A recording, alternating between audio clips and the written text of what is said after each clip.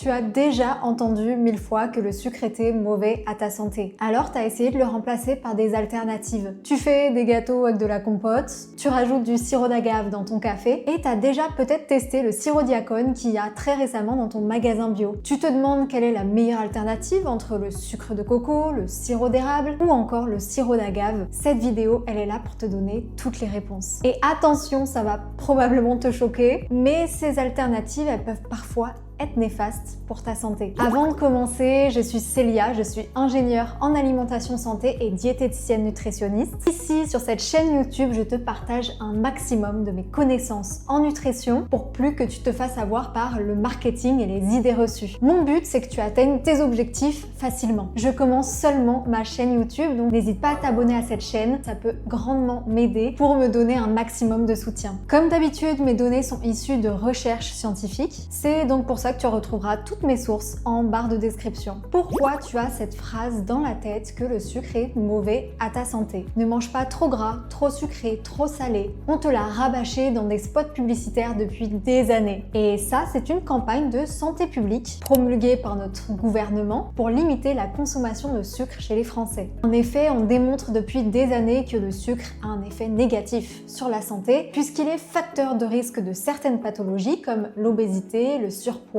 le diabète, les maladies inflammatoires, les maladies cardiovasculaires ou encore les cancers. Ça fait flipper, on est d'accord? En 2015, l'OMS, l'Organisation mondiale de la santé, publie une recommandation phare. Idéalement, on devrait consommer au quotidien 25 grammes de sucre par jour. Un Français moyen, lui, en consomme à peu près 100 grammes. Tu m'étonnes qu'on ait des campagnes de pub à la télé pour réduire notre consommation. Donc la consigne, elle est simple, c'est réduire le sucre ajouté. Et c'est exactement à ce moment-là que l'industrie a flairé l'idée. Puisqu'on ne veut plus de sucre blanc, autant créer des alternatives qui nous paraissent un petit peu plus saines et qui va être vendu beaucoup plus cher. Sirop d'agave, sirop d'érable, sucre de coco, sucre brun, sucre muscovado, on s'en sort plus tellement il y a de sucre qui existe dans nos supermarchés. Mais en fait, à la base, il n'y a pas 1000 sucres. Et les catégories de sucre, elles sont plutôt simples dans ton alimentation. Tu as 4 grandes familles de sucre. Le premier, ça va être le glucose. C'est présent dans la plupart des végétaux au goût sucré, fruits, miel, certains légumes, mais aussi à l'état libre et généralement dans notre sang. Deuxième catégorie d'aliments, ça va être le fructose. Tu l'as bien entendu, c'est le sucre présent dans les fruits. Compote, bananes, pommes, sirop d'érable et sirop d'agave. Troisième catégorie, ça va être le saccharose. C'est concrètement le sucre de table dans le langage courant. On appelle ça un disaccharide, donc deux sucres. En fait, il est composé d'une molécule de glucose et une molécule de fructose. Ce saccharose, c'est généralement le sucre blanc, le sucre brun, le sucre muscovado. Quatrième catégorie d'aliments, ça va être le lactose et le galactose. Tu l'as entendu, lactose, c'est le sucre présent naturellement dans le lait. En fait, avec ça, on peut déjà classifier les alternatives au sucre en deux catégories. Les produits contenant du fructose, comme la compote, le sirop d'agave et le sirop d'érable, et les produits contenant du saccharose, donc les sucres un petit peu en poudre, comme le sucre blanc, le sucre brun, etc. C'est sûrement à ce moment-là que tu te dis que le fructose, c'est quand même meilleur pour la santé parce que c'est le sucre des fruits. Ah oui, ça provient des fruits, donc c'est naturel, c'est bénéfique à mon organisme, et bah laisse-moi te prouver le contraire. Le fructose est transporté et métabolisé dans ton foie. Certaines études ont remarqué qu'une personne ayant une alimentation particulièrement riche en fructose était à risque de développer des pathologies comme celle de l'obésité ou le diabète de type 2. Ces risques étaient plus élevés qu'une personne qui mangeait le même taux de sucre mais sous forme de saccharose. Les recherches sont toujours en cours de développement, mais leur conclusion, elle est unanime. Limiter la dose de fructose à celle que nous connaissons naturellement, c'est-à-dire 2 à 3 fruits maximum par jour. Et limiter les alternatives sucrées à base de fructose, comme le sirop d'agave, le sirop d'érable, la compote ou encore le miel. Donc tous ces aliments-là contiennent du fructose et sont à limiter au quotidien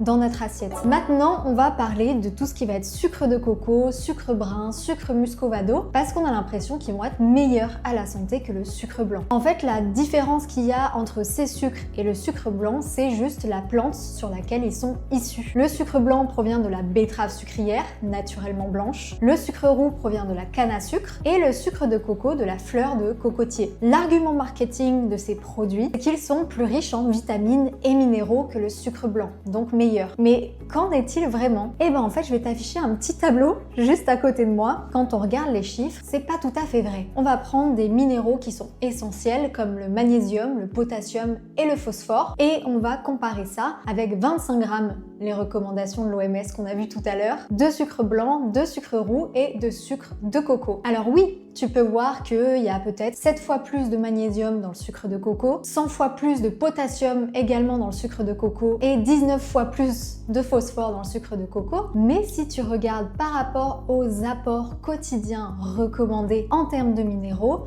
en fait, le sucre de coco, il n'est pas riche en magnésium, potassium et phosphore. Il est plus riche que le sucre, mais comparé à une journée entière d'alimentation, il apporte que très peu de ces minéraux. Pour te faire la comparaison, en termes de potassium, si tu manges 25 grammes de sucre de coco, et bien en fait, c'est l'équivalent seulement d'une demi-banane. Non, le sucre de coco et le sucre roux ne sont pas une meilleure option que le sucre blanc au quotidien. Leur richesse en micronutriments est trop faible pour être significatif sur ta santé. En termes de calories, ils sont globalement similaires. On ne peut pas vanter les mérites du sucre de coco. Et on a aussi entendu dire que l'index glycémique du sucre de coco était plus faible que le sucre blanc. Le sucre blanc a un index glycémique de 60, qui est plutôt modéré, et le sucre de coco a un index glycémique de 54. Donc 6 points de différence en termes d'index glycémique, c'est vraiment pas énorme. La différence n'est pas assez grande pour que ça soit significatif sur ta glycémie. Bref, conclusion, le sucre de coco, c'est vraiment pas l'alternative idéale au sucre blanc. En fait, au final, consommer du sucre blanc, c'est local, puisque ça vient généralement du nord de la France, c'est écologique, ça reste très économique. Le but dans ton alimentation au quotidien, ce n'est pas de remplacer le sucre par un autre sucre, c'est de le limiter et de le diminuer. Tous ces substituts, ils vont t'habituer davantage au goût sucré et ils vont pas trouver de réelles alternatives pour baisser ta consommation de sucre au quotidien. Si je devais résumer, le problème, ce n'est pas quel sucre tu utilises. Le problème, c'est la quantité et le marketing. On nous a demandé de diminuer notre consommation de sucre au quotidien, mais jamais de le remplacer par un autre sucre. Mais les entreprises, elles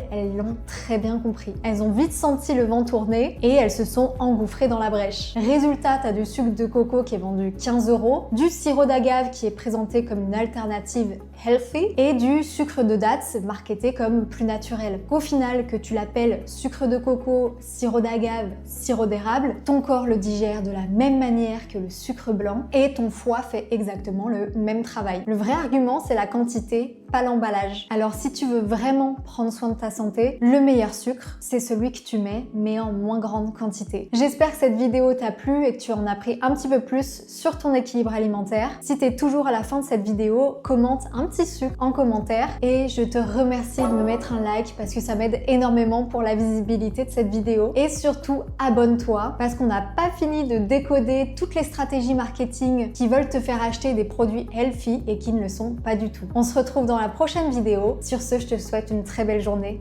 Ciao!